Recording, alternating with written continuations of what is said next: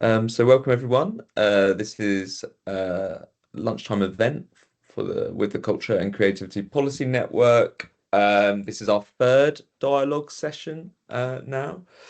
And the Culture and Creativity Policy Network seeks to amplify creative approaches to policy making and cultural policy research at the University of Southampton. The dialogues events, I think particularly that's about getting people in to talk about their practice and their research, and then to have a kind of discussion afterwards. So on that basis, these events are usually recorded, at least the presentation element is, and then when we get to the discussion after, we'll stop recording so we can have a kind of free and open conversation. So yeah, that I think is about the extent of the housekeeping that we need to do. So I'm going to pass over to Vanessa and Emily. I'll click the slides along, who have put together this toolkit, a how-to guide to creativity and policy making, and that we'll be having presentations from that toolkit today. Let's go on, Vanessa and Emily. Hi everyone. Thank you, Joseph, for that introduction, and also for the CCPN for hosting us today so that we can talk about the toolkit. So this toolkit has come out of a collaboration, like a one-year collaboration that me and Vanessa had last year. We met at an event, had lots of ideas that basically fizzed. It was really, really great. And we've managed to keep that momentum for an entire year, which has been fantastic, and is kind of a testament to Vanessa and her energy. So we're going to talk a little bit, first of all, kind of about how we created the toolkit. And then we're going to hear from some of our lovely authors, as this was a big collaborative effort. I cannot overstate that enough. We are so thankful to the authors who wanted to share their contributions. Basically, I'm a big believer in peer education and peer learning. It's how I run the Student Voice Network here at the university. And so I think the best way to get other academics to get involved in policy making and use creative methods is to find out from other academics who have been there before and can explain it. So I think the next slide, Vanessa's got a couple of points to add to. Yeah, I definitely, would like to echo that as well. And it was basically when we started the project, I think the toolkit just emerged as very organically through our needs. So we were very interested in the beginning, how my games influence policymaking and how we might do this. But actually, quite a lot was already happening. And so we had a lot of collaboration. And we basically created this as a way to showcase what already our colleagues are doing. And we also brought some principles together. So the idea is to bring community together and creatively solve problems. So we found that, for example, in all the case studies, inclusivity and openness to experimentation, for example, was one of the emerging themes, and co-creation, obviously, a lot of reflexivity as well within these, let's say, principles, emerging principles, accessibility, and using formats, for example, that sometimes are so complex ideas could be translated into creative methods. There was a purpose behind every single project that was contextualized with the policy work, and obviously thinking about the process over the outcome. And I think that was one of the things that we found from our when we were trying to do the first project, was about games and thinking about zines, that actually it was better if everything was done a little bit earlier in that particular project. So this is when we thought, well, there is something here that requires a little bit more of foundations. So I think that was why. And Emily, feel free to add more things here as well, because as I said, it emerged organically through our conversations and collaborations. So hopefully all the case studies and the examples in the toolkit will give inspiration for you to apply creative methods, to use creative methods as a policy impact. Anything else you think you might want to add, Emily? That's good. That's a really good summary. Cool. I kind of want to give as much time to our authors as possible. Yes, So please. should we start off? I can't remember who's first. Sammy. Brilliant. There we go. Okay. I am happy to go first, yeah. So I'm going to talk a little bit about a project, Maimonides from Scratch, has been funded through various sources. So who's Maimonides? Why Scratch? Maybe that's the place to start, and then I can get onto the policy valences of it. Maimonides has multiple names. He's known as the Rambam in Hebrew, which is an acronym for Rabbi Moshe Maimon. He's known as Ibn Musa Mimun in Arabic, and in Latin languages and in the Anglosphere, he's known by the Greek epithet Maimonides. So Maimonides was a 12th century, he was born in 1138 in Cordoba, in the south of Spain, and he was a polymath. So he knew about a lot.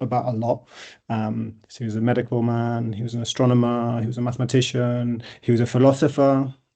He worked with halakha, so he worked with Jewish law, and he worked also with the Greeks, so antique world, and he worked with Islamic philosophy.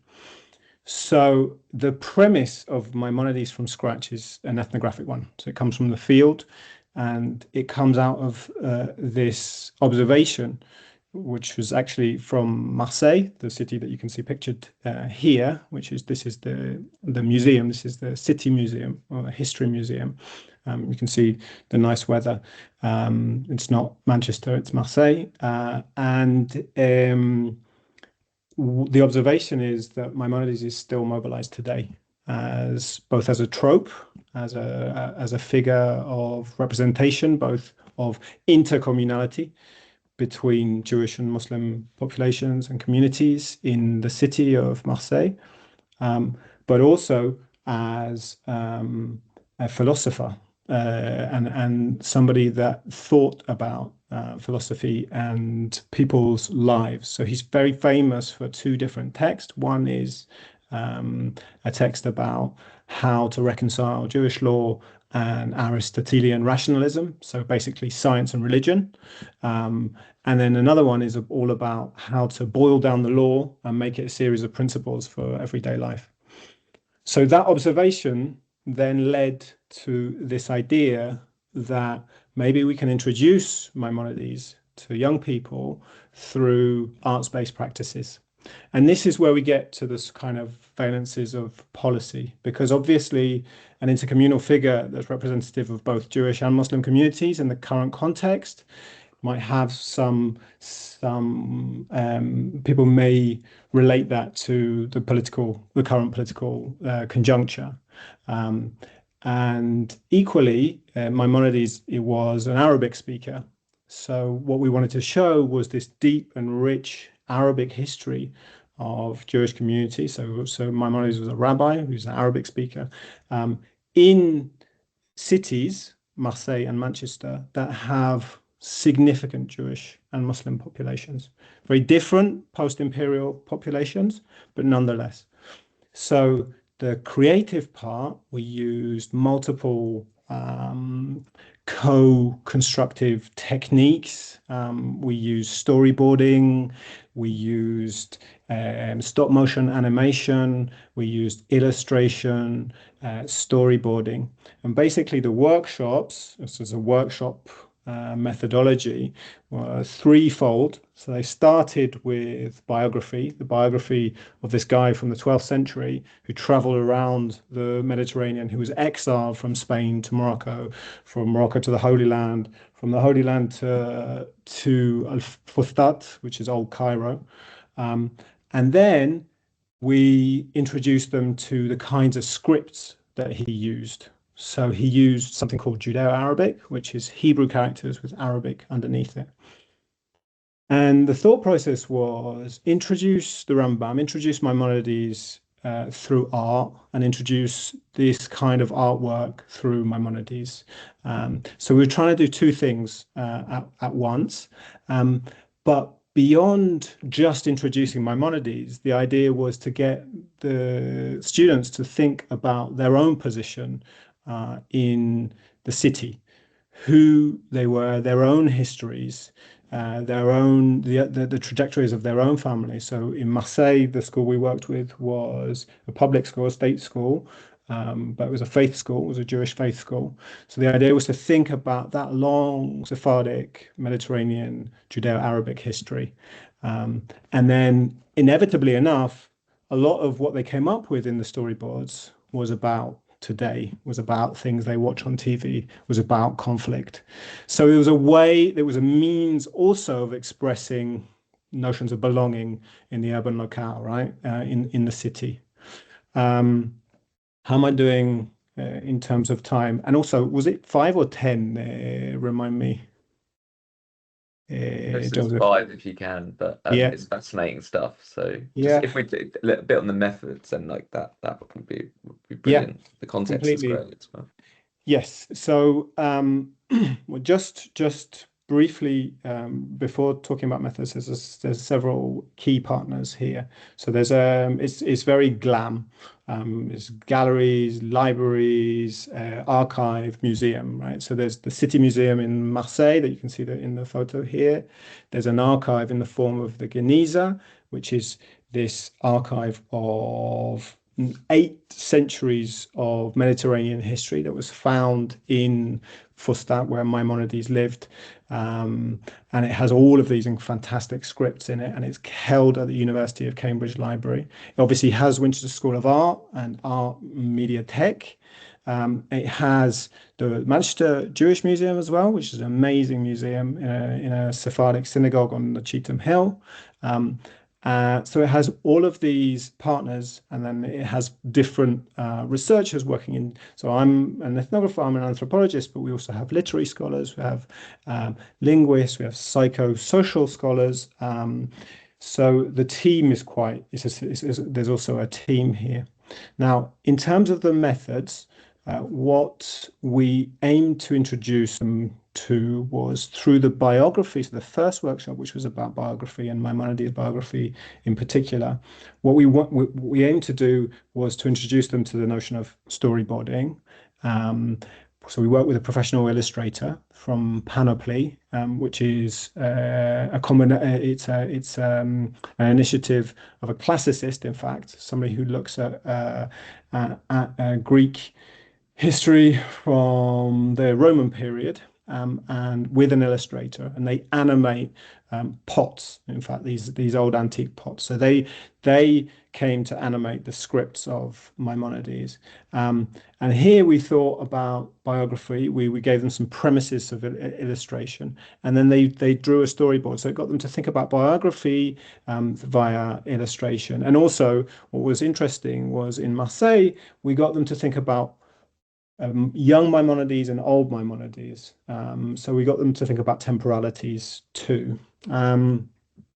The second thing that we came to, so the second workshop was about the scripts, it was about these Arabic and Hebrew scripts, and the Geniza, which is, like I said, a kind of archive. So again, it was about thinking historically, but here we kind of introduced them to ways in which they can sketch time, how to sort of implot time into storyboarding. And then the third thing that we did was that we enabled them to build through their storyboards professional animation that our illustrator did with us. So I'm just going to show you something very briefly, which is not on the screen, which is because I have to talk about this on Friday, and I just made a poster of Maimonides from scratch, and I'll show it to you very briefly. It shows some of the techniques. So this is our image of Maimonides. Can you see that? I'm not sure how well it works on the computer screen. Yeah. I think it will work better when I actually hang it up. But basically what you can see here is an old piece of parchment from the archive itself. You can see the modern illustration of the Rambam. You can see his signature up here. So this is in this Judeo-Arabic script. It says Moshe, because he was so self-confident that he just signed off his scripts Moshe, just his first name. And then you have Maimonides from scratch here and the list of the partners. So this kind of sums up that bringing together of those temporalities and thinking with the old and the new together in these urban locales. There you go. That's me. Amazing, Sammy. That was fantastic. So rich. And I managed to spotlight you halfway through that. So hopefully people can have seen it a bit larger. I'll stop spotlight you now. You were blown up. So hopefully that's great. Amazing. Brilliant. Thanks so much, Sammy. So thanks so much for your time as well. I know you're busy. Cool. So next, Kwame and Hayato. Yeah, good morning, everyone. Hopefully you can hear me fine. Yeah, Hayato and I both work in sound art, sound production, music, and those forms. And so when we were invited to participate in this project, we were very happy to put together something that was around those kind of practices and extending our understandings of how sound can be used not only as a entertainment form, but as a means of expression, as a other means of argumentation, as a means of influence, and a way of exploring the world through sonic practices and engagement with community in these various ways. And so what we proposed was a sound-based activity that was based on sampling. This was important, I think, for both of us because typically when we're thinking of sampling culture, it's often linked to cultures of color and non-academic spaces. And I think what both of us are very much interested in doing is bringing things that are not necessarily considered to be formally academic into these spaces to show the ways in which community can be engaged and the ways in which community experience and expertise in these forms can be useful. But I also think it's something that we speak to our students a lot about is meeting people where they are and using tools that are readily available to people that they have access to, that they have familiarity with, and making those things, activating those things in a way to make them more powerful, show them how these tools that they have at their advantage can be used in different ways. So we came up with this alliterative set of instructions because we are cute like that. I'll let Hayato maybe go into some details about the methodology itself. Yeah. So as methodology, we are using simple, very simple recording devices. You can use phones. Obviously, you can use if you are lucky enough to have a recorder. You can also use recorders. First, we asked our participant to record, doing field recordings based on their theme. Anything is fine, but here, as outcome, we'd like them to think about their positionalities or some sort of social relations, which is reflecting in the sound. So based on their own theme, we asked participant record things. Then after that, we asked them to edit by using a digital audio workstation. Here we propose the use of Audacity, which is free and accessible, but this is also up to participants. Then in the end, we ask participants to consider what they record and what they composed by using those technologies. Here, most important thing is listening together and giving feedback together as well. So not only about making process, but also we put emphasis on listening together. I think that's why partly we use this concept of, sampling from the music culture. One of the most difference between listening and reading is probably, you can do it together, right? So in this sense, I thought the format of, using the concept deriving from music is, I think, perfect for this type of, collective workshop. So probably that's the, brief explanation about methods. But Kwame, if you want to, add something, please. Sure, if we can move on to the next slide, Yeah. because that'll give you a kind of see what's happening in practice. So we have taught this in class this week already to students. So we've put it into practice here. You can kind of see students working on their different samples that they have. Students made recordings from just their lives, put those together in terms of a curatorial practice to give explanations about who they are in this new space, because most of them have come from abroad to here, what it means to be here, what it says about them as practitioners. And I mean, basically what we've asked them to do is to think about sound as a basic human tool of how we orient the world and what the curation of those different sounds can do to speak to thematic issues like place and history and identity and those kind of things. And I think that's something that they've kind of latched onto and have kind of made sense of. And yeah, I think it's cool to kind of see the works live in practice and the methods being used inside of these spaces. But yeah, that's us completely freestyled off the top of our heads. Hopefully that made sense to you all. That was fantastic. Really, really brilliant. Great to have these different kind of media and forms already coming out from across the examples. Christina. Lovely. So I think I already know a lot of people here as well, which is, yeah, it's great to see everyone. So I wanted to introduce Village Monopoly. So this was used at some open community events that were commissioned by Test Valley Borough Council. This was kind of earlier on in 2025, so earlier this year, kind of spring. It was at two villages, so Barton, Stacey and Lockerley, really small villages in Hampshire, and the council wanted to know what the local community valued in order to understand what to keep and what to maybe establish more of, given that they were probably going to need to expand kind of housing initiatives, ultimately in terms of house building, into these communities.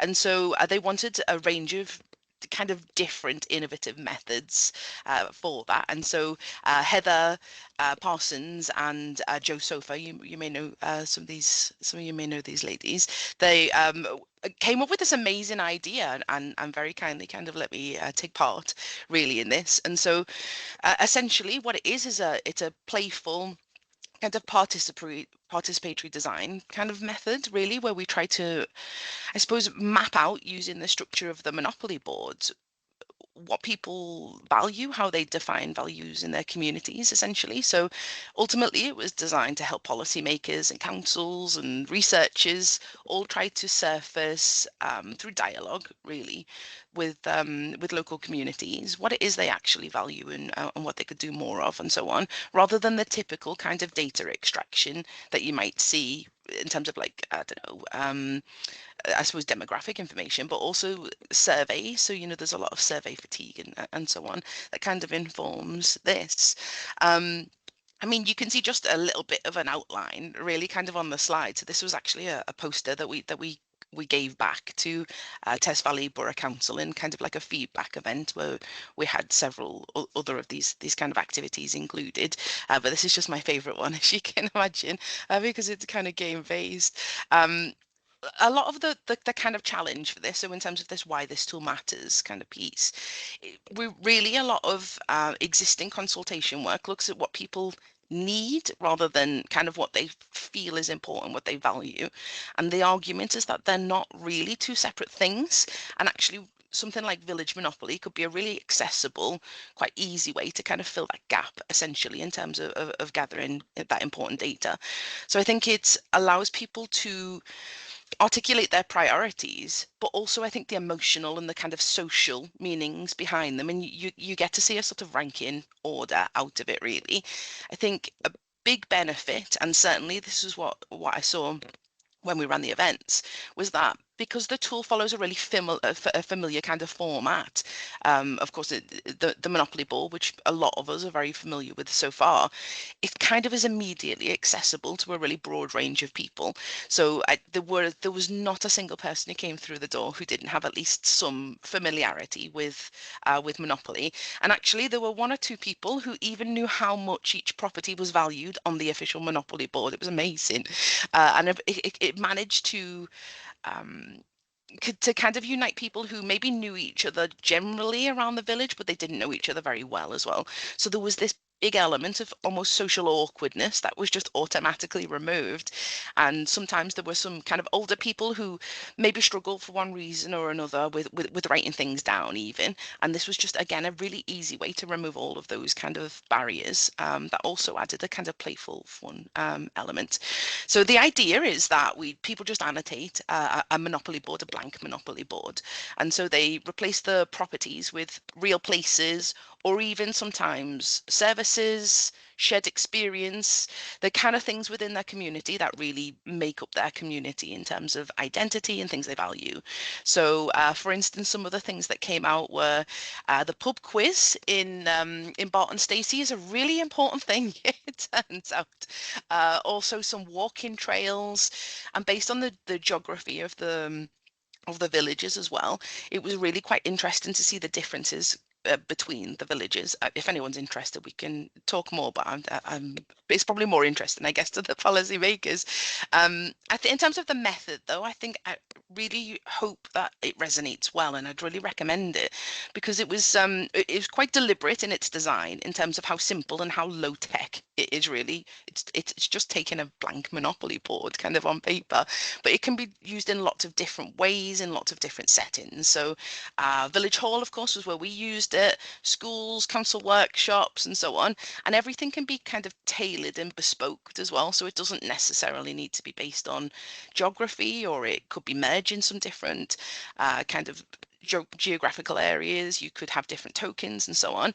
And some of the things that came out when people had a bit more time and they were prompted further was also along the lines of, well, how would you change the rules if you could, or if you had to? And so some people said, for instance, well, we wouldn't use money, we wouldn't use Monopoly money, we would have a currency of kindness. And then some of the things that they suggested might come out, in the kind of community chest setting might be, oh, well, we have a swap shop where people share old baby clothes that actually their little ones have overgrown, or actually we have this really nice lady who's always done a car service over the past few years for anybody who needs to go to the GP. It's amazing the kind of stories that came out of that. And what I think is quite helpful really about this method as well is you almost get an automatic ranking of how much people value these things as well.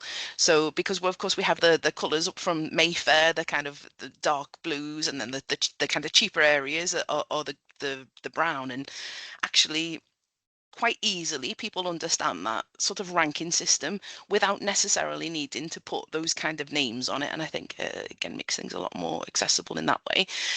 The last bit then really in terms of how we analyse the data, and one thing again that I think could be really useful is we just did a thematic analysis of these things.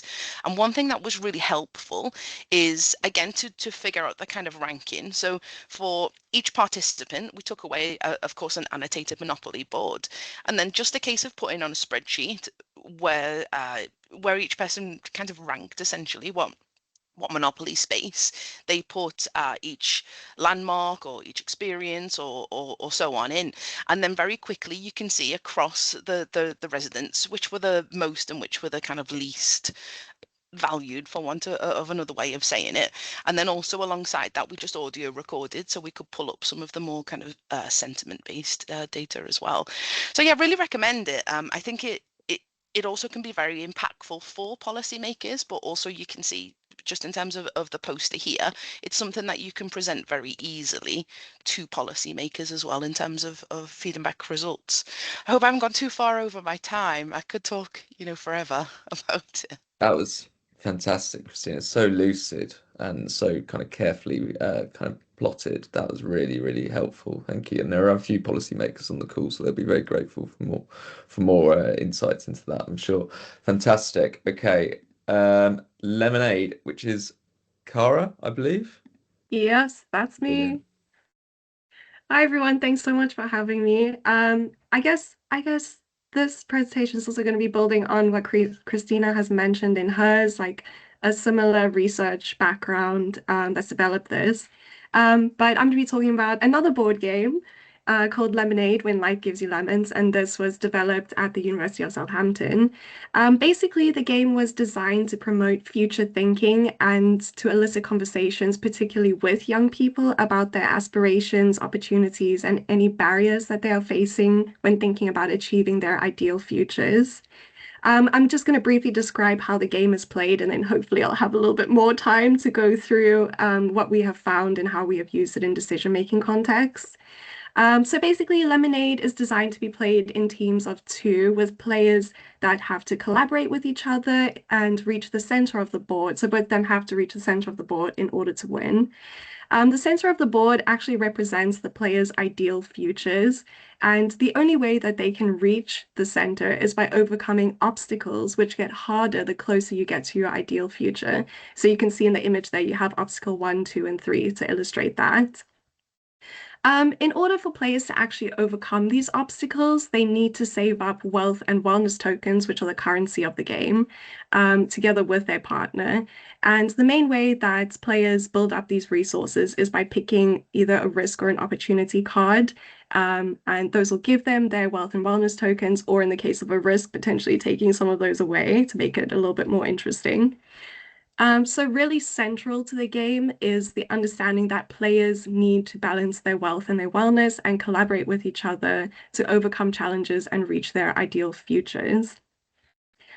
So we've started developing this game, I think, around 2023, and over the years, we've play tested the game with multiple groups of people, including young people and adults, and we've played it over several iterations as well. And we found that through those play tests, we have found some interesting takeaways that have sort of directed how we use Lemonade now. So the first one of those things that we found through playing the game was that young people readily understood the underlying health messages that the game was trying to get across. So they didn't need any prompting to understand the benefits of balancing health and wealth, or the importance of looking at their aspirations for their future health and well-being. And because of that, we thought that it would be great to be applied in education settings. So through the iterations, we modified the game to be played within 45 minutes, so it could be played within schools. And now we've actually distributed 50 of these games to schools in the Hampshire and Isle of Wight region to be played within PSHE lessons. So that's super exciting. And then the second one, we found that when we had a facilitator guiding those conversations around health and aspirations, it was really easy to explore diverse lived experiences and different perspectives of the players. And this particularly came from the game not having a narrative over it. So all of the obstacle cards, risks, and opportunities, they don't have narratives. And that gave players a chance to draw on their own lived experiences to contextualize their gameplay, which was really interesting. And the last thing we found was that the game was actually really great at getting people to talk to each other. They had to collaborate in their teams and strategize to get to the center of the board. And there's nothing like a bit of competition to provoke some collaboration. So that was great. And it was really those last 2 points around the collaborative element and the sharing of lived experiences that made us feel like this could be a really great tool to be used in rapport building with diverse groups of people. So in the summer of 2024, we used Lemonade as an icebreaker activity at a youth jury event that we held at the university. Basically, we brought together 2 groups of people. The one group were adult decision makers from the Hampshire and Isle of Wight Integrated Care Partnership, the ICP, and we brought them together with a group of young people who were trained in research skills through LifeLab's Next Gen Researcher program. And the aim of the day was really for them to collaborate and co-create a set of recommendations that would inform, potentially influencing the health and service provisions for young people in the Hampshire and Isle of Wight area.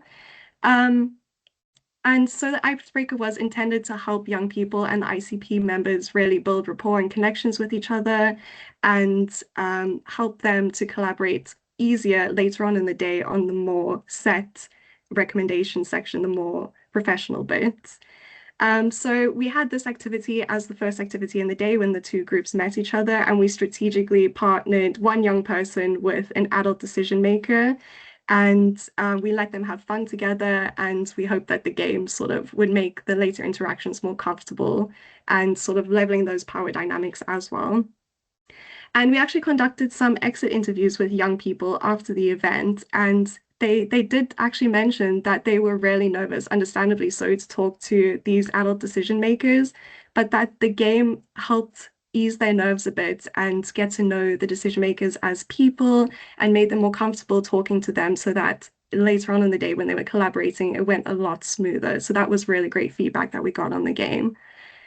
So we've really found that creative methods like Lemonade can be useful tools in bringing the voices of underrepresented groups, like young people, into decision-making spaces.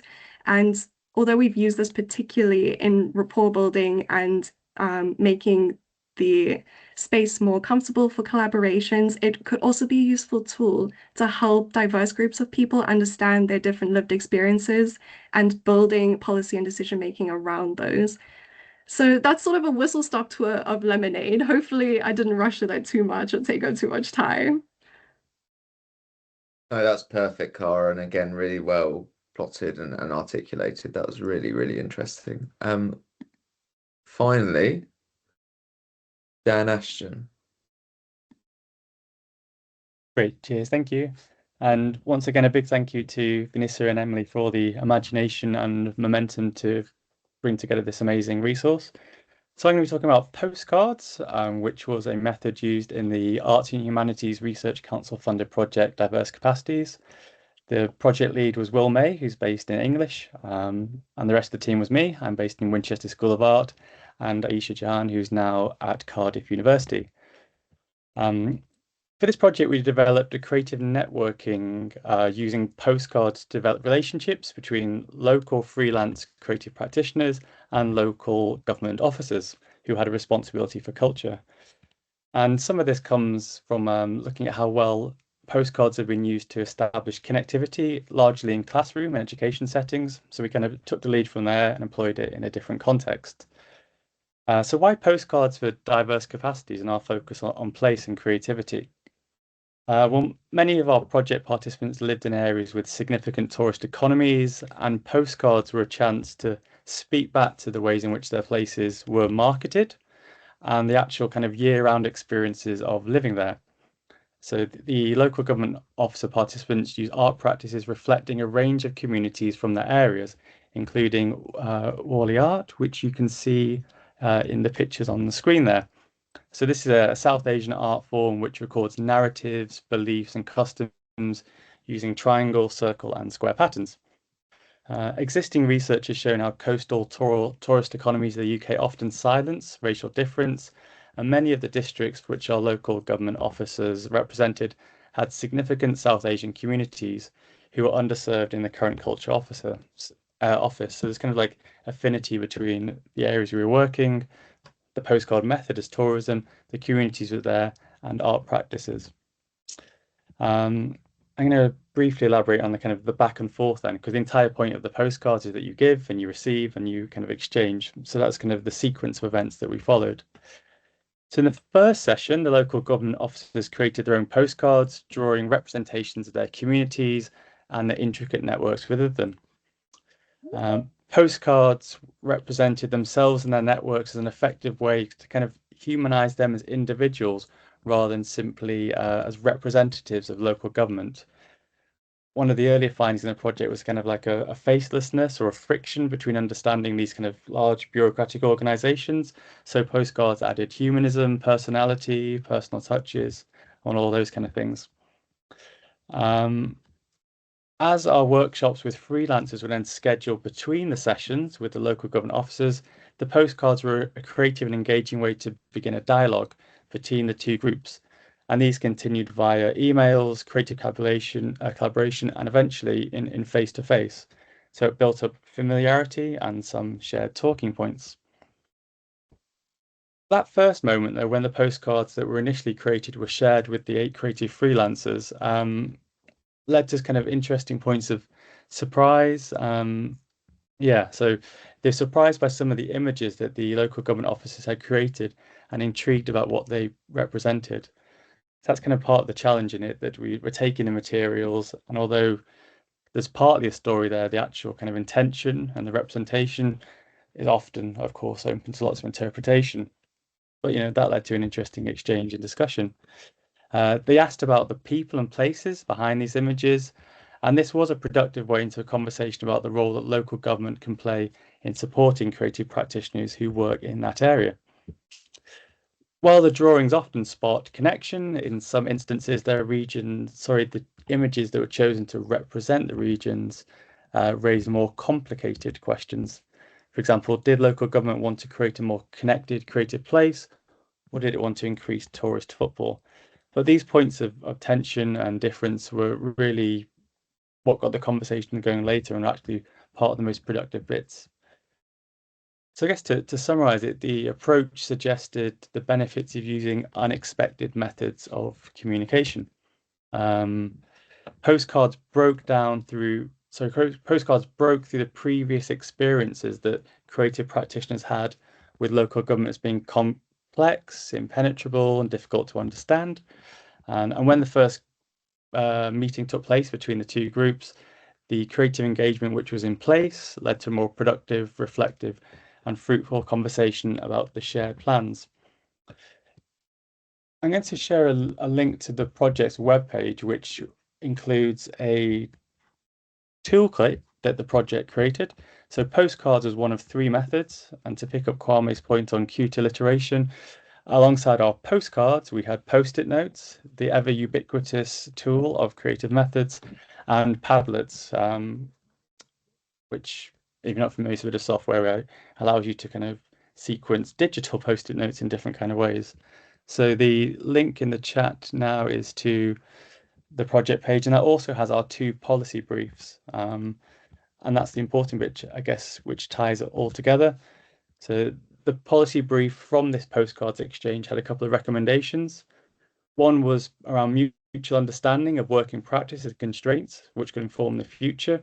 So, for example, the precarious working conditions of lots of freelancers. Another was on how local government officers could signpost opportunities for practitioners and make tendering processes more accessible.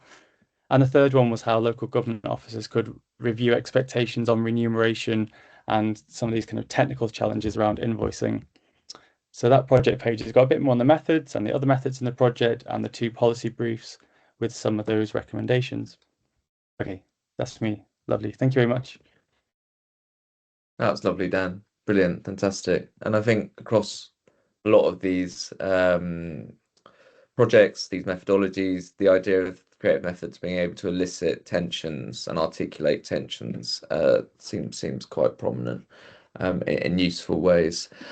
So that is all the authors, and I'll thank the authors again for just sparing their time, but also so brilliantly articulating their work. I found that really, really useful, and having them all in a row, it's quite overwhelming, but it's also just so kind of productive and rich to see them all. Just to say, yeah, so thanks to all the authors. Really appreciate your time. We know it's a bit of an ask, but contributing both to the document but also to this presentation has been brilliant. I think it's really animated a lot of this work and brought it to life. Thanks to everybody, presenters, attendees alike. It's been my favourite session so far, I would say. Thanks, everybody.